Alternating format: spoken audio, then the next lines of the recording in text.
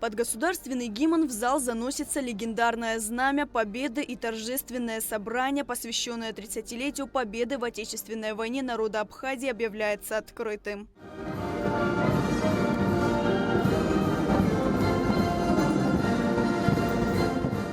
Министр обороны Владимир Ануа, поздравляя всех с праздником, рассказал об истории войны, о роли президентов Абхазии Владислава Ардзинба и Сергея Багапши в достижении цели, приобретении свободы и независимости, о героизме и мужестве добровольцев из Северного Кавказа и Юга России, Турции, Сирии и Иордании. Без малого 30 лет отделяют нас от того сентябрьского дня 1993 года, когда на государственной границе у реки Ингур наши доблестные войска удрудили знамя победы.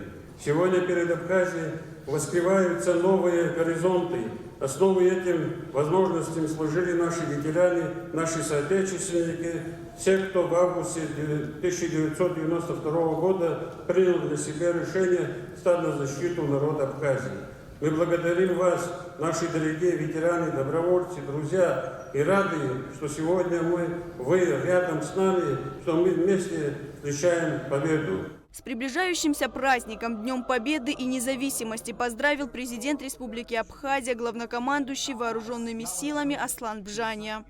30 лет назад народ Абхазии победил в кровопролитной войне ценой жизни лучших сынов и дочерей нашего народа.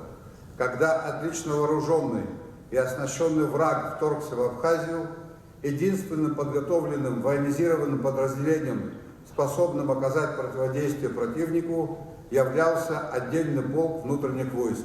Однако основная тяжесть войны легла на формирующееся народное ополчение. Охотничьим и устаревшим оружием народ встретил агрессора на востоке и на западе Абхазии, выстоял на Гумнистинском оборонительном рубеже. 18 августа был создан Государственный комитет обороны во главе с Владиславом Ардзинба. Уже 2 октября 1992 года наше вооруженное формирование совместно с добровольческими отрядами в ходе успешного наступления освободили Гагру. 11 октября 1992 года был подписан указ о создании Министерства обороны и Генерального штаба. Эта дата официально считается днем создания вооруженных сил Республики Абхазия.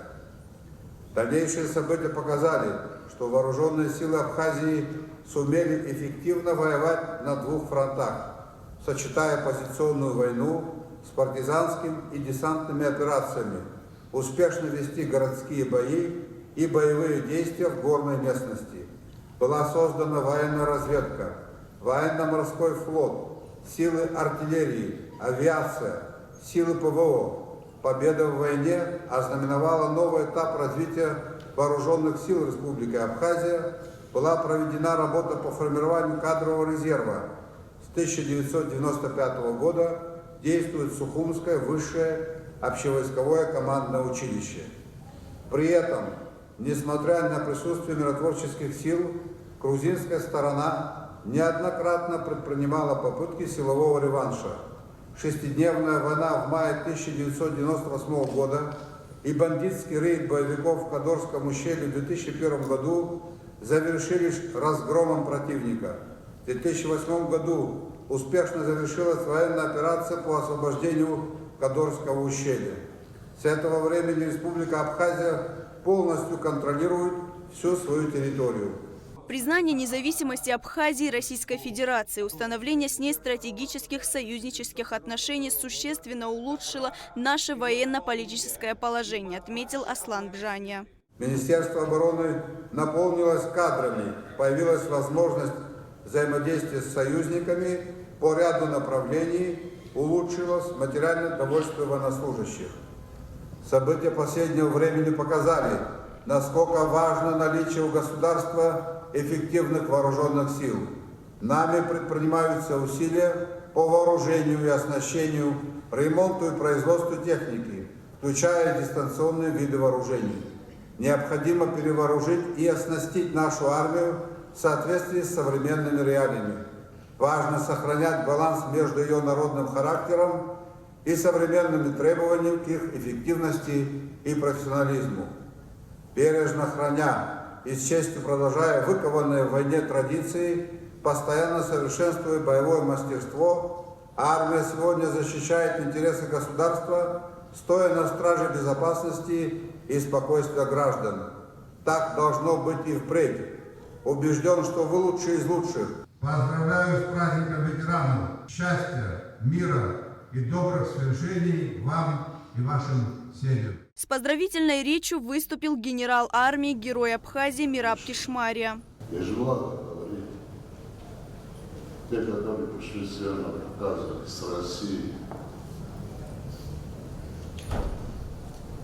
со многих районов, не буду сейчас называть, рядом стали, погибли, выжили, вот, живет и сегодня. Но мы их не должны забывать. Мы не должны забывать никогда Владислава Арцена. Для меня победа не 30 сентября закончилась.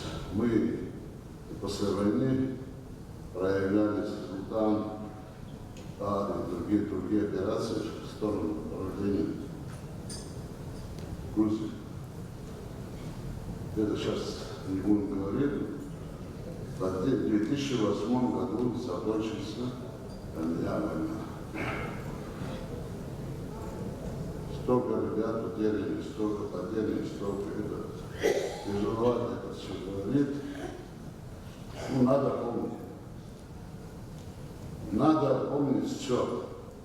И спасибо, Георгий, то, что вы, я вам спасибо, то, что вы выделяете, смотрите, памятники и другие.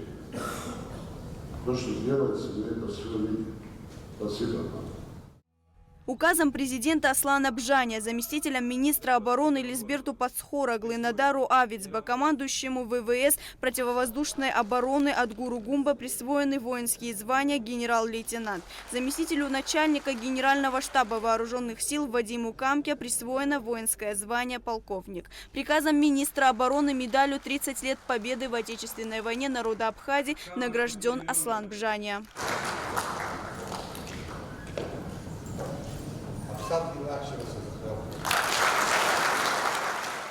Также медалью 30 лет победы в Отечественной войне народа Абхазии награждены Александр Ангваб, Мираб Кишмария, Рауль Хаджимба, Сергей Шамба, Виктор Какаля и руководство Министерства обороны. Посмертно медалью награждены Владислав Ардзенба, Сергей Багапш, Владимир Аршба, Султан Сосналиев, Сергей Дбар, Гиви Агарба, Владимир Миканба, Вячеслав Эшба. После торжественной части состоялся праздничный концерт.